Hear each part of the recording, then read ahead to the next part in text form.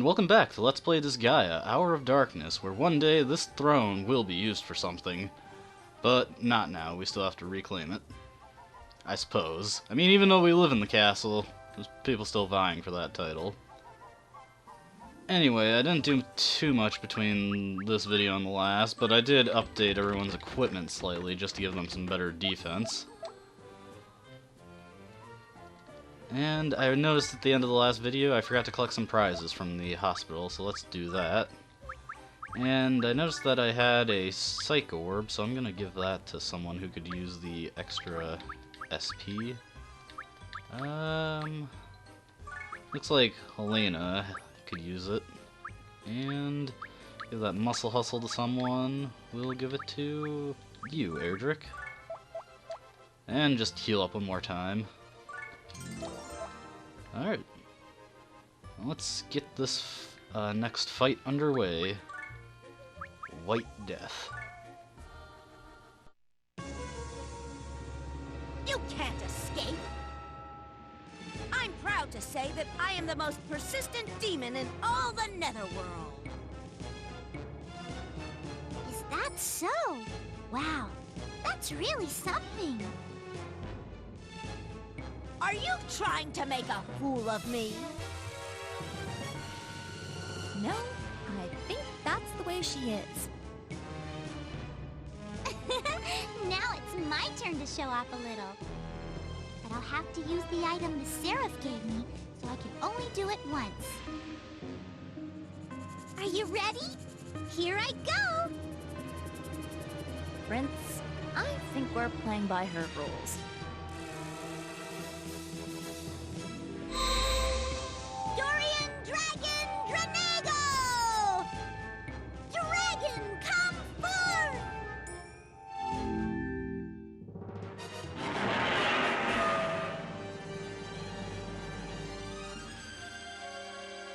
Prince, we have to fight this. We don't have much choice, do we? Alright, time for the boss fight. It is against Flan and a dragon she summoned. As you can see, the dragon is decently powerful at level 8, quite a bit of HP, and pretty decent stats. Flan herself, however, is not too much to write home about.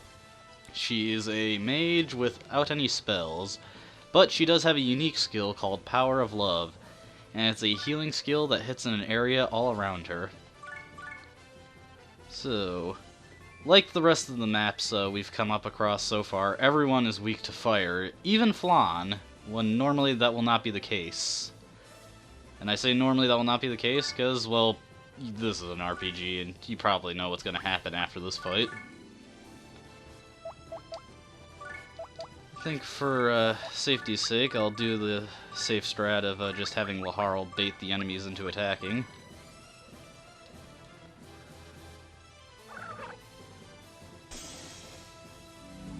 So yeah, these guys love using Hell's Pepper, even if their own allies are in the way, and they will just use it at any opportunity that they get. There's a very good chance that Laharl will be poisoned from this, but it's not too big a deal. I know after this game, poison does 20% of your health per damage per turn, but I don't think it does that much in this game. It looks more like in the range of 10% or so, which is manageable.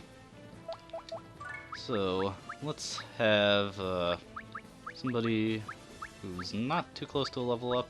Yes, Erdrick can do. We'll get these guys set up so that Laharl can nail them with a blazing knuckle. And do I want to set up one more for it? If I even can. No, I can't, so I'll just have to hit them like it now. But we'll take out 3 of them, so that's pretty good.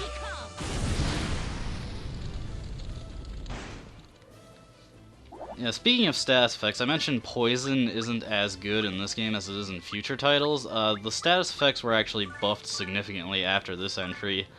Before I was mistakenly saying that Dark Flash inflicts blindness. It actually inflicts a stat called Deprave. And in future games, that's actually a really good status effect because it lowers enemies' stats by about 50%. In this game, however, it's more in the range of about, I'd say, 10 to 15% reduction. so not very good. And get Randy out here. Nail these guys. Let's see what happens. Yeah, I didn't think this was going to kill them because these guys have pretty decent defense, so we'll just have Etna, Guts, and Helena come out and pick off the stragglers. Let's see, Helena needs some experience, so she can take out this guy. And level up. And Etna, you're close to level up. Since I didn't get a chance to show it off, there's no real reason to, but I'll show off Sky Lunge. And just get the rest of my team out here, and turn. Eat this. You're dead. The Sky Lunge is fairly basic. It inverts the positioning it drops Etna in, and is slightly stronger but more costly than Impaler. Ooh, poor Randy. Oh well. Let's see. We're probably going to want to do a combo on this guy to take him out the most effectively. Fortunately, Guts never got to weapon level 3 with guns, so he's not going to be able to do as much damage as he could here. So shoot. Poison arrow. I'm going to be hitting this guy pretty hard. Want to toss Erdrick into range so he can get his Skull Splitter in there. I did have Guts queue up an attack, yes I did. Punch. Pretty Raid. I was just checking to see if Pretty Raid was Fire Elemental or not. And Blazing Knuckle. Now, in future titles, dragons, or at least in Disgaea 2, dragons are immune to fire, but in this game, most units do not have unique abilities, so Blazing Knuckle should still be able to take advantage of that fire weakness.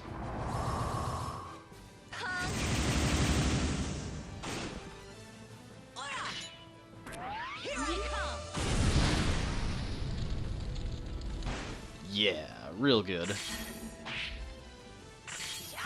He'll probably throw out another Bloody Talons next turn and take someone out. But I've got enough units to eat the hit. As you can see, Flan's not doing anything because her AI is programmed to only move if someone she can attack is in range. Ooh, I got a poison on him. The poison arrow must have taken effect. Now, who do I want to kill the dragon? Doesn't really matter too much. I guess I'll have Etna go in for it. And no, wait. I'll have Guts take a shot at it just to lower its HP and get some weapon experience. And then Etna can Sky Lunge him. And I suppose I could let Flan do something this turn, but nah, let's just finish the fight off. Throw the Harl into range, walk up. And he should have enough for another Blazing Knuckle. Yes, he does. Eat this. You're dead. An overall, pretty easy fight.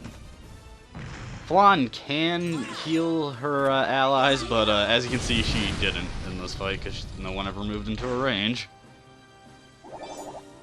There we go. Fairly easy fight. Ooh, that's nice. Wow! You defeated my dragon! You've caused a lot of trouble for me. I don't know who hired you, but I'll make you regret the day you tried to assassinate the great Laharl. Excuse me, but why would I want to assassinate you? Huh? I am Angel Trainee Flan. I am here by order of the Seraph to assassinate the Overlord, King Krichevskoy. You're here to kill my old man? Your old man? That means you're the king's son? Doesn't anyone in Celestia read the newspaper? You came all the way from Celestia for nothing. My old man died 2 years ago. I'm sorry. Hey, why are you crying? Your father passed away, right? I'll never see him again. When I think about that, it makes me sad. Huh? Are you crazy? You came here to assassinate him, right? Why should you be sad? Are you not sad? Me? I don't have that emotion. That's not true. When you lose someone or something important to you, you cry, don't you? Your heart aches, doesn't it? I don't understand a word you're saying. How come? How come? Because I'm a demon, of course. Demons don't know sadness? Exactly! I've never experienced such an emotion in my entire life. If that's true, then does that mean demons don't know love either? Sadness is only possible because of love. You're right. Demons have no love either. That's just too sad. She sounds just like my mother. How stupid. Love. What good is it? What's the point in having it? Love is the reason Mother is dead. I don't believe. I'll never believe in love. If demons really don't know love, then it's my duty as a Celestian to explore the matter. I was ordered to assassinate the Overlord, but this must be a sign from the heavens. It has to be. Whether demons are pure evil or not, if they really don't feel love, I will bear witness to the truth. What's love good for? I don't need it. Demons like me don't need that kind of crap. If that is true, then demons are a real threat to Celestia. Since I can't complete my mission, I have decided that my new goal is to learn the true nature of demons. I must know for certain whether or not demons are capable of love. And if necessary, I will carry out my original mission with a new target.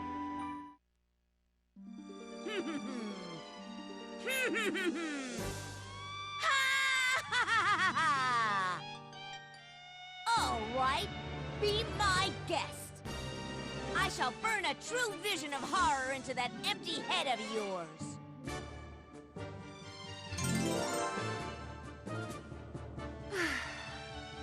Prince, what are you doing recruiting an assassin?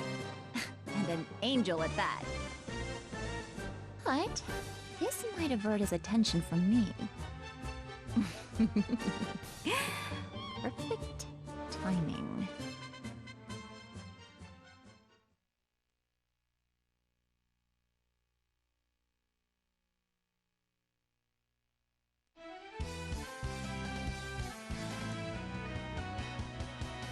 At long last, the nefarious angel Flan seems to have forsaken her evil ways. Nefarious angel? But can an old dog learn new tricks? Flan suddenly reverts to a killing machine, slaughtering a crowd of innocent demons. Killing machine? Finally, she transforms into a space monster. Could this be the end of the Netherworld? Space monster? All right, it's time for me to transform. Next on Space Detective Etna, Episode 3. Etna versus Space Monster Flan. I'll protect the Netherworld at any cost. I want to be a space detective too. Too bad. So yeah, Flan ends up joining our party. I'm sure you saw that coming. And she's going to be staying with us to learn the true nature of demons. We'll see how that works out for her through the course of this game.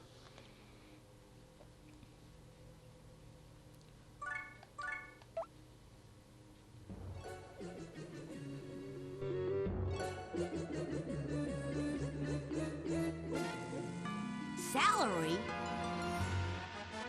Yep. Today's the Pretty Squad's payday. I get that part. Now, explain to me why I have to pay your vassal's salary. My vassals are your vassals, right? then it's only natural that you sign their paychecks. Ugh, I can't argue with that. Fine, but it's not coming out of my pocket. Huh? I thought you had plenty of money. That's my allowance. No one's touching it. Stingy. Shut up! So who's the richest guy around here? We'll just loot his place. Is he always like this? Yep. Always. I've never met anybody like that in Celestia. I'd be amazed if you did. But you won't last long in the netherworld if something like this surprises you. Ooh, this is such a culture shock to me.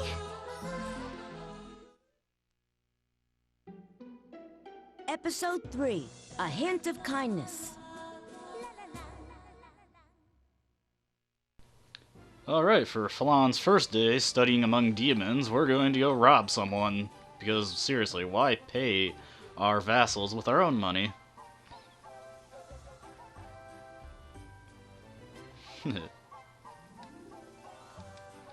Let's check out Flan and see what she's got. She's, towards the bottom of the list. The reason I have all these thieves will become apparent in a bit, trust me. Bye-bye, Kennel. You're going to the bottom of the list. And just move Flan up here. I like keeping my list organized, so sorry this is taking so slow. And to here. And I like Helena above Guts.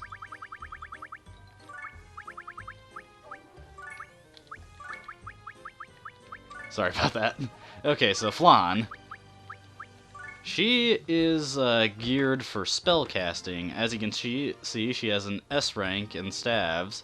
She can also be a bow user, but her magic is her main thing. She's really good with it. However, as you can see, she has no spells. And over the course of the game, Flan does not learn any spells naturally. So what are we going to do about that? Well, first things first is we're going to need a way to get her some mana. And in order to do that, we're going to need to get her a weapon she can actually kill with at the moment, because right now she can only heal people. So we're going to give her a bow for a little bit. And have her get some kills that way. She's only at level 5 right now, which is a bit below our other main characters, but she'll catch up pretty quickly.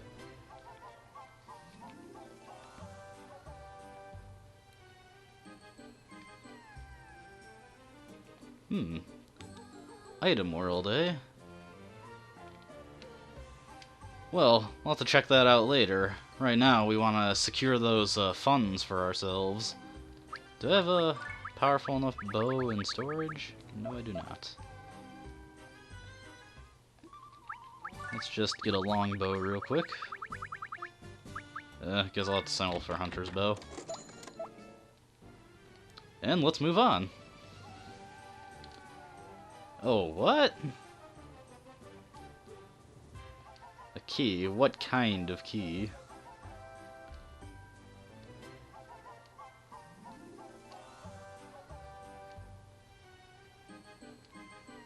Okay, so looks like we're gonna have to go to the item world, so here's our forced tutorial for this.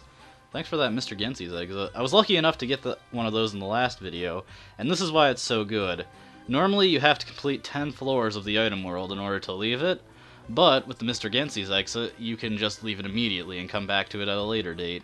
And since I have 2 of these right now, that is very helpful, because normally you can only get one of these by completing the 10th floor of an item world dungeon. So, the gatekeeper gave us a common sword that we can use.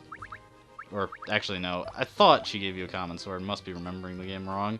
But we can use any weapon we want to go into the item world with. So, let's buy another hunter's bow, I guess. If I used a common sword, the enemies would be very, very weak, which is handy for me. But, you know, what's the fun?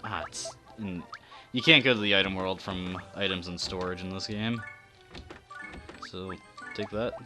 But it's more interesting to go into an item world with stronger enemies, so let's do that. Okay, so here's the item world. How does this work?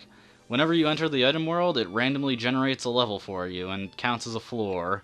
And to complete a floor, you either have to kill all the enemies on a floor, which is kind of obnoxious, or go to the gate. Now sometimes the gates will have guys standing on them, and if you're in an item world where the guys are higher level than you, they can be very annoying to get rid of. Which is why fist users are so good, because their triple strike can just push those guys right off the gate. So, let's just go take this guy out and then walk through. Oh. So, the item world has randomized geo effects, which can be pretty obnoxious, because sometimes they'll generate one where it's, the entire area is covered in, like, red panels, and they're all invincibility, making it impossible to kill anything. Also, it is entirely possible in this game for it to randomly generate an item world that you cannot complete. So be wary of that. You really should have a Mr. Gensi's exit whenever you're going into the item world. Ah, here's an invincibility panel. It doesn't happen very often, and I think I've only had it happen to me about once, but it can happen. By pressing R2, you can immediately go between your base panel and the gate. Now, there's a couple unique mechanics in the item world. Guts, for instance, as a scout, he has a special ability called Geo Change, and if he uses this in the item world, it re-randomizes the Geo panels and the Geo symbols, so it gives us new panels and new Geo effects. And that can be handy if you've got really inconvenient ones, like the aforementioned everything is invincible effect. And this place is what all these thieves are for, because completing the item world levels by killing everything is very tedious. So the much more effective way of doing it is having your thieves pick up people and then toss them towards the gate so that they can enter it. And the reason thieves are good for this is because thieves have a throw range of 6, and for most of the game they're going to be the only characters that can throw that far, and only one of the main characters we get in the game can actually throw that far. Anyways, this tower's a bit much. I probably don't need this much, but just to give you an idea of what creating a tower is like.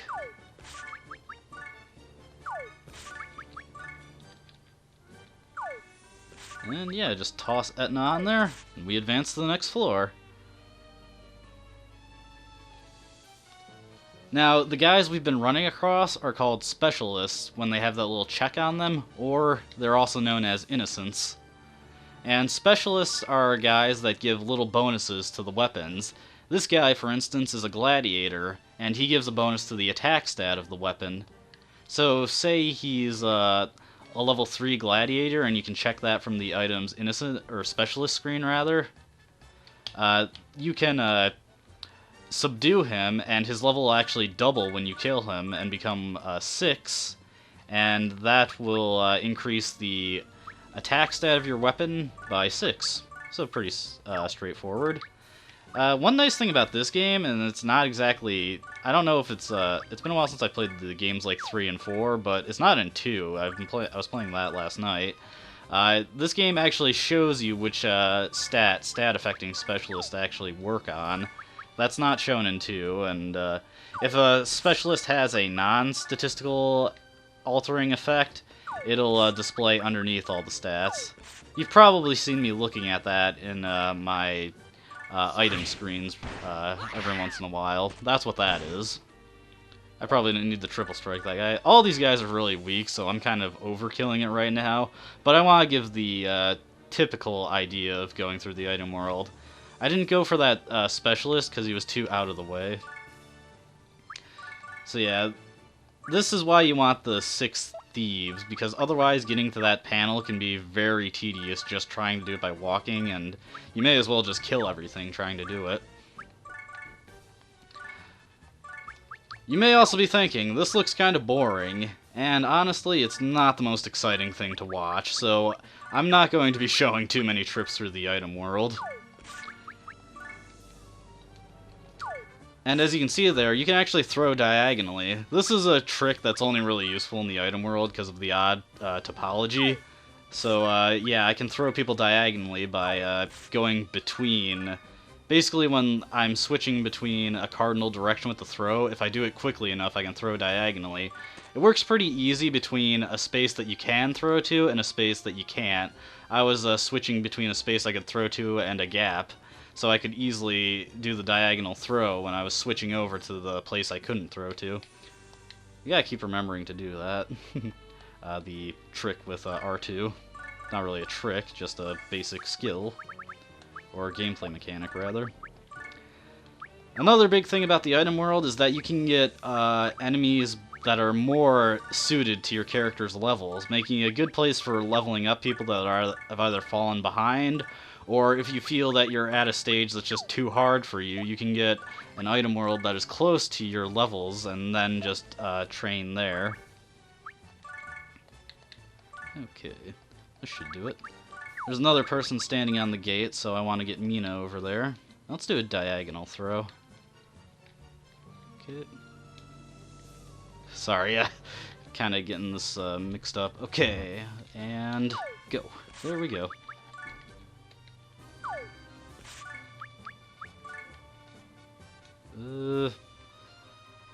Sometimes I screw these up and make it harder than I have to. But this should do it. Triple strike.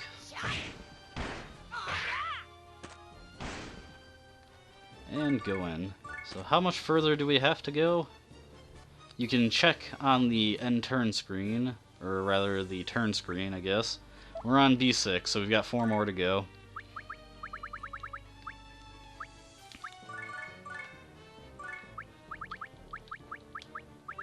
And I'm using Laharl because he has a very high move range.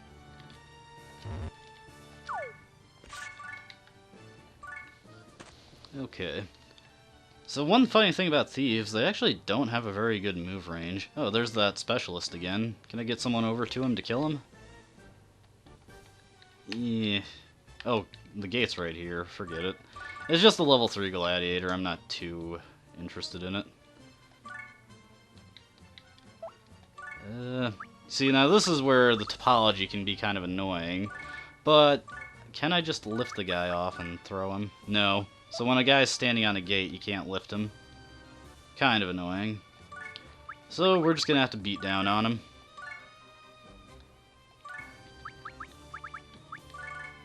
He's standing on... His gate is actually affected by the geo effects. There's a yellow geo effect under him. I think it's a... yeah. In future titles, gate effects will not be affected by the geo effects, because that could make some pretty unfortunate situations if, say, you couldn't move him with your fist and he was standing on an invincibility and no lifting panel. Because as far as I know, gatekeepers do not move from their positioning.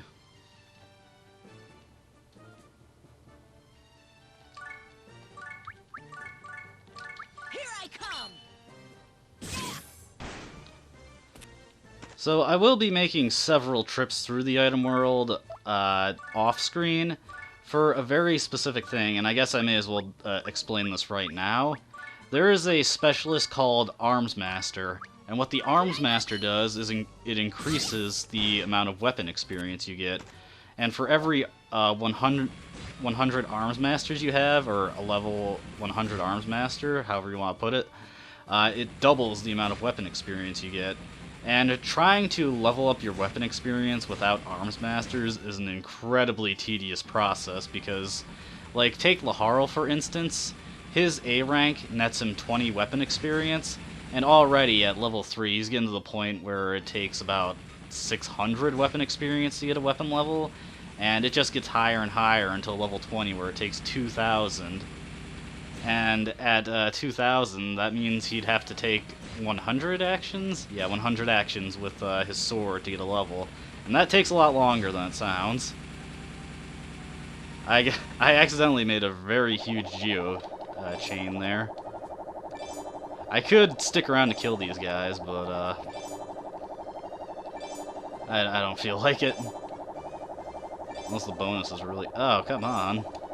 I'm glad in future games you can make that go faster. No, the bonus is... You know what? I will stick around to kill these guys. Why not? Let's just let them come closer.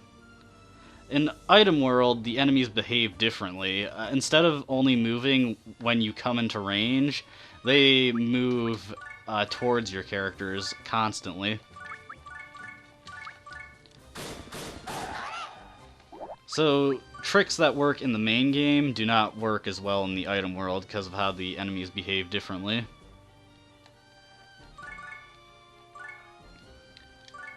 I didn't want to stop to fight. Oh, whoops. Wasn't paying attention to what I did and just end turn. On the bright side, when they move, they'll always go to the weakest character they can get to in range, or what the game assumes is the weakest character. One quirk of the AI is that it'll prioritize healers no matter what, even if the healers are far stronger than the enemies.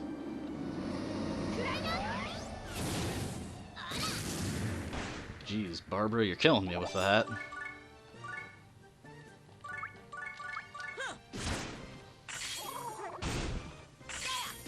Harl did a lot more with his normal attack, but he is higher level and has better equipment.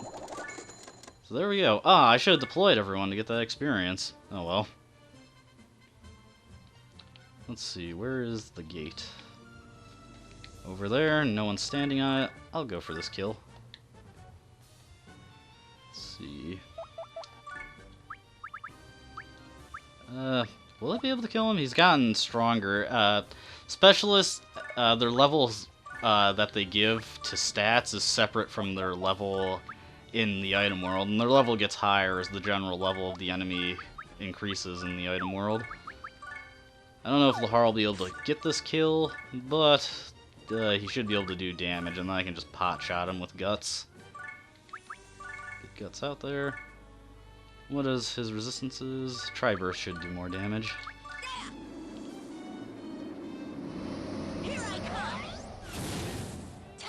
Haven't had.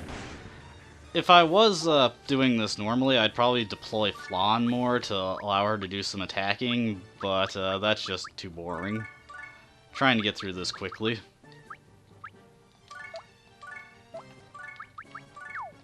Okay, deploy the A gang, the A team, and this should be good.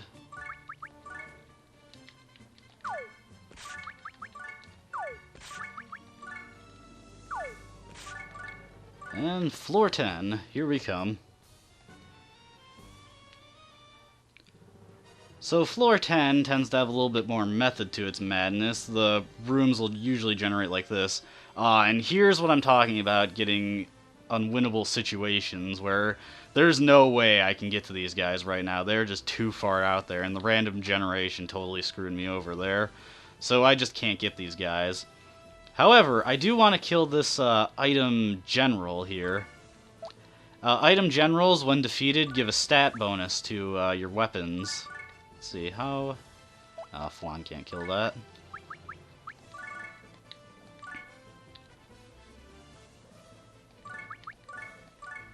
Yes, Impaler will let me do that. Aw. Flan, you want to give it a shot? Yeah, get it, because she has a bow. I suppose it would work better with the gun, but hey. Nope. Sorry I'm doing this in a somewhat roundabout way, I just want my strongest characters to be able to take their turn against the item general. Yeah. So, in addition to the level layout and geoeffects being totally randomized, the enemies are also fairly randomized and have strange things about them. Ooh, if I'm lucky, maybe this chain will actually kill those guys standing on the geoeffects, and then I will win. Oh, no wait, that guy was standing on a neutral effect. Hey, that got the item general. It deprived me of the experience, but it killed them. I'm setting off these huge geo chains by complete accident. That's kind of embarrassing.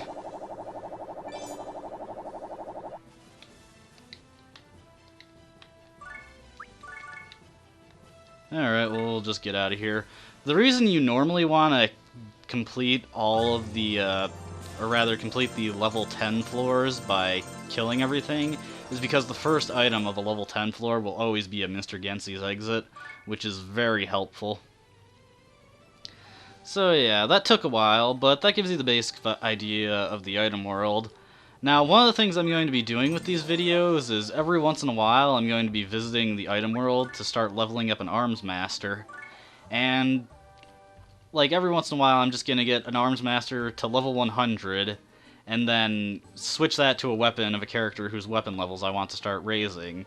Now, in this game, arms masters are found on any item that you can buy from the store. Like, right there, arms master. In this game's sequel and later games that use the weapon mastery system, arms masters are considered powerful specialists that you have to get through more esoteric methods. So, this video's gone on for long enough, so I'll end it here. Sorry to have taken up so much of your time, and I hope you have a good day. Until next time. See ya. That takes so long.